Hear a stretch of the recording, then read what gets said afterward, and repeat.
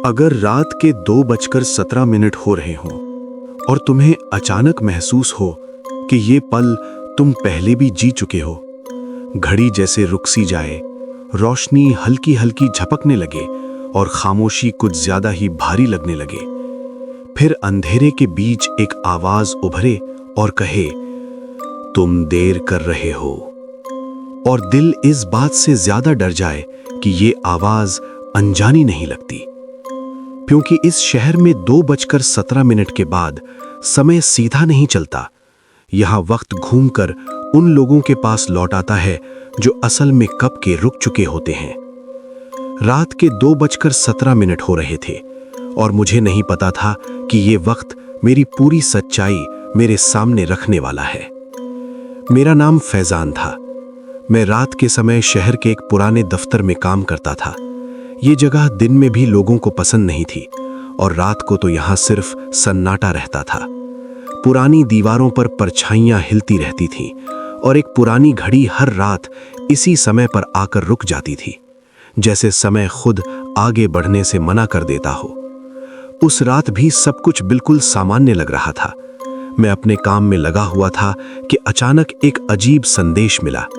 न कोई पहचान, न कोई निशान, बस कुछ पलों की खामोशी और फिर एक औरत की भारी आवाज, फैजान, तुम देर कर रहे हो। मेरा शरीर सख्त हो गया। दफ्तर में मेरे अलावा कोई नहीं था, फिर भी मुझे साफ महसूस हुआ कि कोई मुझे देख रहा है। मैंने पूछा, तुम्हें मेरा नाम कैसे पता? कुछ पलों तक कोई जवाब नहीं आया। फिर वही आवाज बोली, तुम ये सवाल हर रात पूछते हो।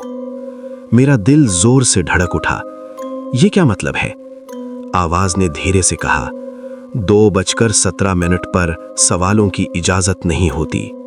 और फिर खामोशी, ऐसी खामोशी जो कानों में गूंज बन जाए। जब मैंने उस संदेश को दोबारा महसूस करने की कोशिश की, सब कुछ गायब हो चुका था। बस घड़ी की टिक टिक बाकी थी, जो धीरे धीरे तेज होती जा रही थी। तभी दफ्तर के पुराने सिस्टम पर अपने आप एक नया आदेश उभर आया। जगह का नाम पढ़ते ही मेरे रग रग में ठंड उतर गई। पुराना बस अड्डा, 3 चबूतरा। शहर में मशहूर था कि आधी रात के बाद जो वहां गया वो फिर आम लोगों की दुनिया का हिस्सा नहीं रहता। घड़ी ने फिर से 2:17 दिखाया और रुक गई। रोशनी बार बार झपकने लगी। मुझे महसूस हुआ कि अगर मैं अब नहीं गया तो शायद कभी नहीं जा पाऊंगा। जब मैं उस जगह पहुंचा, वीरानी मेरा इंतजार कर रही थी। न कोई इंसान, न कोई हलचल। 3 चबूतरे पर एक औरत खड़ी थी। सफेद दुपट्टा उसके सिर पर था, लेकिन चेहरा पूरी तरह ढका हुआ। मैंने धीरे से कहा, मैं आ गया हूं। उसने सिर उठाया। जहां चेहरा होना चाहिए था वहां सिर्फ गहरा अंधेरा था। उसने कहा, फैजान, तुम हमेशा देर कर देते हो। मेरे पैरों में जैसे जान नहीं रही। मैं यहां पहले कभी नहीं आया, मैंने कहा। वो हल्की सी हंसी हंसी, ऐसी हंसी जो सीधे दिमाग के अंदर उतर जाए। तुम रोज आते हो, उसने कहा, हर रात 2:17 पर। उसने अंदर की तरफ इशारा किया। वहां एक पुरानी जंग लगी गाड़ी खड़ी थी और उसके अंदर मैं खुद बैठा था, बिल्कुल निर्जीव, आंखें बंद, जैसे समय मुझे वहीं छोड़कर आगे बढ़ गया हो। औरत ने धीरे से कहा, 3 साल पहले तुम यहीं रुक गए थे, तब से तुम यहां आते हो, सिर्फ आदेश पूरे करने के लिए। यादें टूटी हुई तस्वीरों की तरह मेरे दिमाग में लौटने लगीं। बारिश, फिसलती हुई गाड़ी और फिर गहरा अंधेरा। उसने मेरे हाथ से मेरी पहचान का कागज लिया और कहा, अब तुम आजाद हो।